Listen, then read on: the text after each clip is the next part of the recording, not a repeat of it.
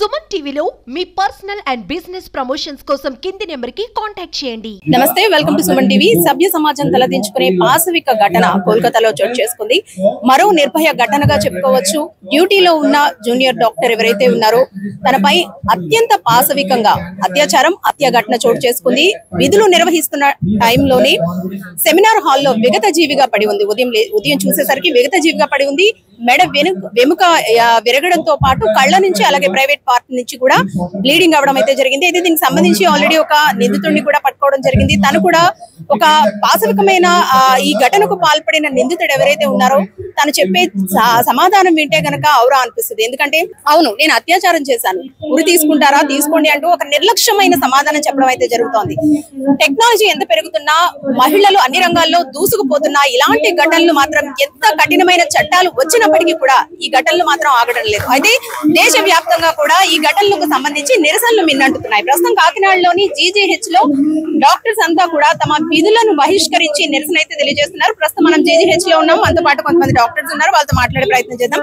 Madam చెప్పండి, ఇలాంటి ఘటనలు పునరావృతం అవుతూనే ఉన్నాయి. చట్టాల్లో ఎలాంటి మార్పులు తెచ్చినప్పటికీ నిర్భయ ఘటనలు మళ్ళీ రిపీట్ అవుతూనే ఉన్నాయి. ఏమంటారు? ఇది చాలా బాధాకరమైన విషయం. ఆమెని అంత దారుణంగా అలా హత్య చేసి చేయడం, తర్వాత అది మన బయటికి తెప్పించకుండా మన గవర్నమెంటే ప్రొటెస్ట్ చేసి దానికోసం ప్రొటెస్ట్ చేసిన డాక్టర్ల మీదకి వేల సంఖ్యలో మళ్ళీ కొంతమంది దుండగులు వచ్చి వాళ్ళ మీద దాడి చేశారు. అది అండ్ ఎవిడెన్స్ ని కప్పిపుచ్చడానికి అన్ని రకాల ప్రయత్నాలు చేస్తున్నారు. సో ఇది మనం తీవ్రంగా ఖండించాల్సిన విషయం. మన ఇలాంటి ఇన్సిడెంట్ ని మనం జరగకుండా ఆపాలి, కానీ వాళ్ళకి న్యాయం జరిగేలా చూడాలి. కానీ ఇలా కప్పిపుచ్చడం అనేది చాలా తప్పైన విషయం. అండ్ దానికోసం ఇంకా మొత్తం దేశం అంతా చలించింది. దేశంలో అన్ని మెడికల్ కాలేజెస్, ఇక ఏపీ కూడా మొత్తం అన్ని కాలేజెస్ అన్ని ప్రొటెస్ట్ చేస్తున్నాయి. ఈ ప్రొటెస్ట్ లో అందరూ పీజీస్ అండ్ ఇంటర్న్స్ అందరూ ఇన్వాల్వ్ అయ్యారు ప్రొటెస్ట్ లో. కానీ మా ప్రొఫెసర్స్, అసిస్టెంట్ ప్రొఫెసర్స్ అందరూ వర్క్ చేస్తున్నారు కొంచెం ప్రజలకు ఇబ్బంది కలగకుండా ఉండేటట్టు. సో ఇక్కడ కూడా మాకు ఇదే కాదు, అక్కడే కాదు, ప్రతి మెడికల్ కాలేజ్ లో కూడా సెక్యూరిటీ ఇష్యూస్ చాలా ఉంటాయి. మన ప్రతి మెడికల్ కాలేజ్ లో ఒక డాక్టర్ 48 గంటలు 36 గంటలు పనిచేయాల్సి వస్తుంది. కానీ వాళ్ళకి ఒక రూమ్, ఒక వాష్రూమ్ గానీ అలా ఉండదు. ప్రతిదానికి వాష్రూమ్ గానీ వాళ్ళ హాస్టల్స్ కి వెళ్లాల్సి వస్తుంది. ఈ మధ్య స్ట్రీట్ లైట్స్ ఉండవు, వాళ్ళకి భద్రత ఉండదు. ఒంటరిగా వెళ్ళాలన్నా చాలా భయపడుతూ వెళ్తారు. సో ఇవన్నీ మనం సెక్యూరిటీ ఇష్యూస్ గానీ, బేసిక్ ఫెసిలిటీస్ గానీ ఇవన్నీ కొంచెం దాని మీద చూసుకునేలా ఉండాలి. అండ్ ఇటువంటి దుండగులు తప్పించుకోకుండా మంచి చట్టాలు తీసుకురావాలి. నెక్స్ట్ టైం అలాంటివి ఏమైనా చేస్తే భయపడేలా వాళ్ళు ఉండేలా చట్టాలు తీసుకురావాలి. అంతేగాని ఇలా నచ్చినట్టు పారిపోతా ఉంటాయి, ఇంకెలా జరుగుతూనే ఉంటాయి. సో దీన్ని గవర్నమెంట్ యాక్షన్ తీసుకోవాలి. ఇన్ని రోజుల ప్రొటెస్ట్ నుంచి ఎక్కడ అటు నుంచి రెస్పాన్స్ రాలేదు. ఇక్కడ అందరే కాదు, పీజీస్ ఇంటర్న్స్ కాదు, ప్రొఫెసర్స్ అక్కడ వర్క్ లోడ్ తో ప్రొఫెసర్స్ సఫర్ అవుతున్నారు. ఇక్కడ ప్రొటెస్ట్ లో పీజీస్ ఇంటర్న్స్ సఫర్ అవుతున్నారు. అటు బయట ప్రజలు డిలేడ్ సర్వీసెస్ తో వాళ్ళు బాధపడుతున్నారు. ఇంతమంది ఇబ్బంది పడుతున్నారు, కానీ ఇంకా గవర్నమెంట్ చెల్లించట్లేదు. వాళ్ళు మంచి యాక్షన్ తీసుకొని ఇవన్నీ కొంచెం తొందరగా ప్రాసెస్ అయ్యేలా చూసుకుంటే మంచిదని భావిస్తున్నాను. మేడం మీరు చెప్పండి, నిర్భయ ఘటనలు అనేవి ఇలా పునరావృతం అవుతూనే ఉన్నాయి. నిర్భయ ఘటన జరిగినప్పుడు దేశవ్యాప్తంగా నిరసనలు ఏ విధంగా మిన్నంటాయి అనేది మనందరికీ తెలుసు. తర్వాత ఒక చట్టాన్ని తీసుకురావడం జరిగింది, కానీ ఎక్కడ లోపం ఉందంటారు? ఎందుకంటే పునరావృతం అవుతూనే ఉన్నాయి. ఒక ఘటన జరిగినప్పుడు అందరూ బయటకు వస్తారు, తమ నిరసనలు తెలుపుతారు, కానీ అక్కడతో అది ఆగిపోతుంది. తర్వాత మళ్ళీ ఇలాంటివి రిపీట్ అవుతూ ఉన్నాయి. ఎక్కడ లోపం జరుగుతుందంటారు? ఇలాంటి సిచ్యువేషన్స్ మళ్ళీ రిపీట్ అవ్వకుండా ఉండాలంటే మారాల్సింది గవర్నమెంట్ సెక్షన్లు కాదండి, మన థాట్ ప్రాసెస్ మారాలి. మెయిన్ గా ఇప్పుడు ఏంటంటే అమ్మాయి డ్రెస్ బాగాలేదు, అందుకని అమ్మాయి మీద అఘాయిత్యం చేసాం అనడానికి లేదు. ఆ అమ్మాయి చాలా బాగుంది, అందంగా ఉంది, ఇలా హీరోయిన్ లో ఉంది అని చేయడానికి లేదు. ఎందుకంటే వాళ్ళకి ఒక ఏజ్, ఒక లిమిట్ ఏమీ లేదు.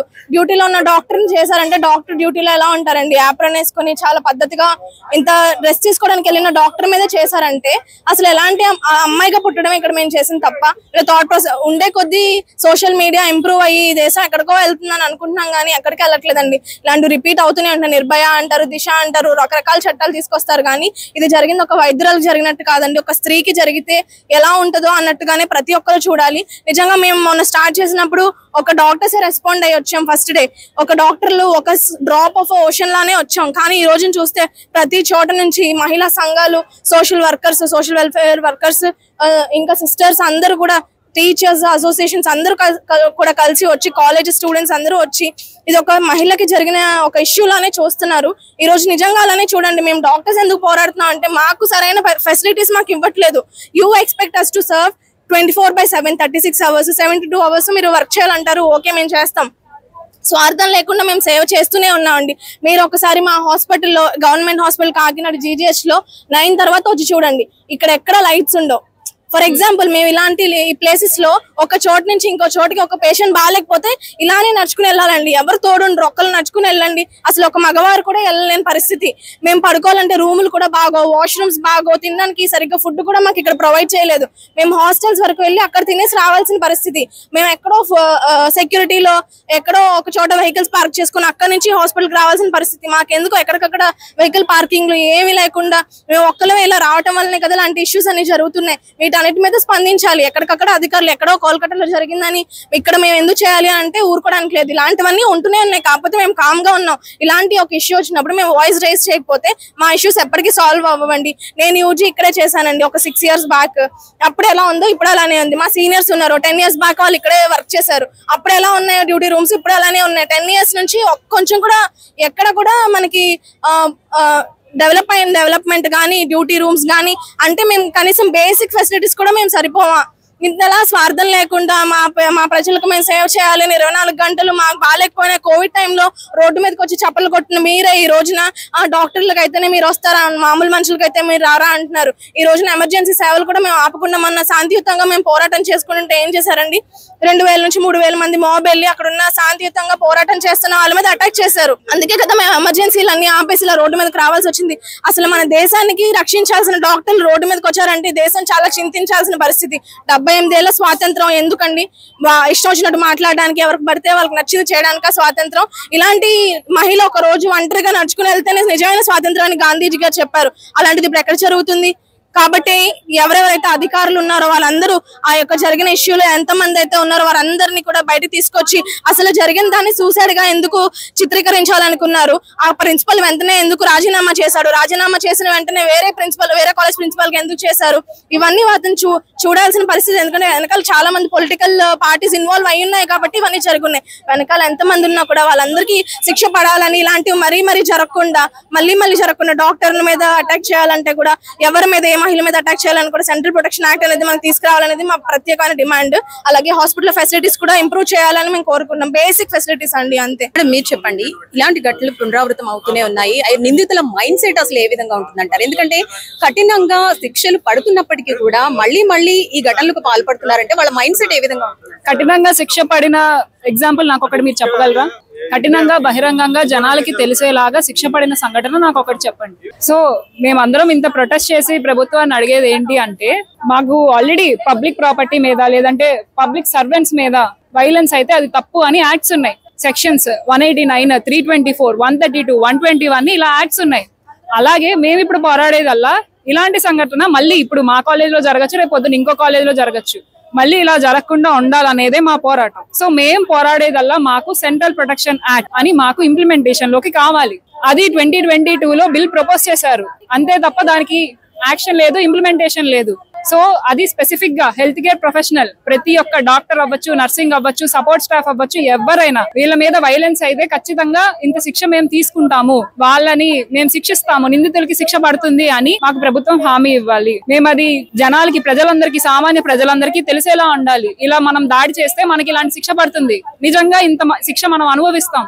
సో ఆ భయంతోనన్నా వాళ్ళ ఇంకోసారి చేయకుండా ఉంటారనే నమ్మకం.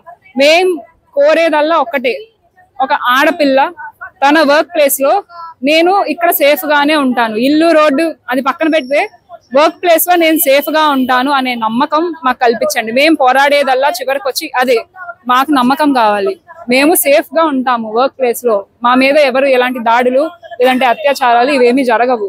ఈవెన్ ఆడవాళ్ళనే కాదు ఎవరికైనా మేము సేఫ్ గా ఉంటాం అనే నమ్మకం మాకు కల్పించండి. సో చూసారు కదా, మొత్తానికి దేశ వ్యాప్తంగా ఈ ఘటన అయితే కుదిపేస్తుందని చెప్పాలి. ఎందుకంటే నిర్భయ ఘటనను మించిన ఘటన అని చెప్పుకోవాలి. అయితే ప్రస్తుతం అయితే దేశ వ్యాప్తంగా కూడా నిరసనలు మిన్నంటున్నాయి. జూడలంతా కూడా తమ విధులను బహిష్కరించి పోరాటానికి అయితే దిగారు. తమకు న్యాయం చేయాలని అంటే వర్క్ ప్లేస్ లో సాధారణంగా ఏ రోడ్డు మీదో మరే ఇతర చోట మహిళకు ఇలాంటి ఘటన జరిగితే అది వేరు, మేం పనిచేస్తున్న ప్లేస్ లోనే ఇలాంటి ఘటన జరగడం అనేది చాలా అమానవీయం అంటూ కూడా జూడోలంతా కూడా తమ నిరసన తెలుపుతున్నారు. తమకు రక్షణ కల్పించేంత వరకు కూడా ఇలాంటి అంశాల్లో తమ రక్షణ కల్పించేంత వరకు కూడా ఈ పోరాటం ఆగదంటూ కూడా జూడోలు చెప్తున్న పరిస్థితి. కెమెరా పర్సన్ చిన్నితో అనుశ్రీ, సుమన్ టీవీ, కాకినాడ.